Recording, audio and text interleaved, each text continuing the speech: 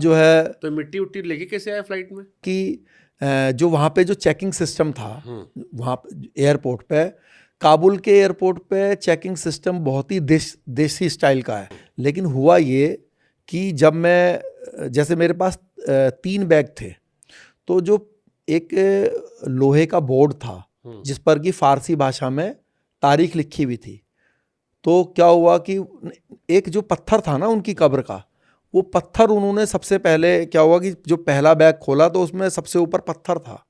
तो उसने कहा कि ये तो एंटीक पत्थर है और ये तो नहीं ले जा सकते आप। तो मैंने कहा कि भाई इसको तो मैंने परचेज़ किया है। तो उन्होंने कहा कि परचेजिंग स्लिप दिखाओ। तो मैंने कहा वो तो नहीं है।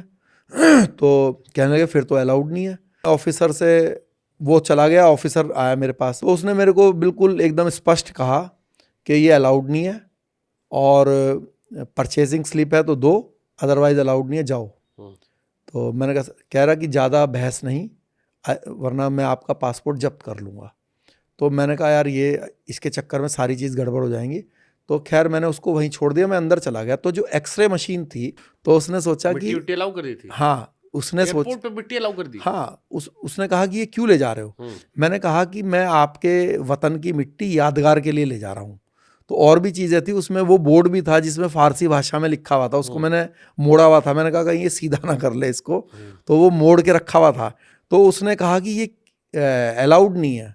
तो मैंने कहा कि भाई ये जो बॉस खड़े हैं आपके, उन्होंने अलाउड कर दिया और वो पत्थर नहीं अलाउड करा।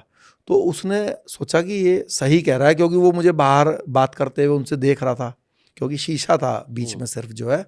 तो उसने मतलब उसने कहा भाई मैं उससे दिला नहीं सकता, लेकिन उसने बोल दिया तो चलो ले जा लो।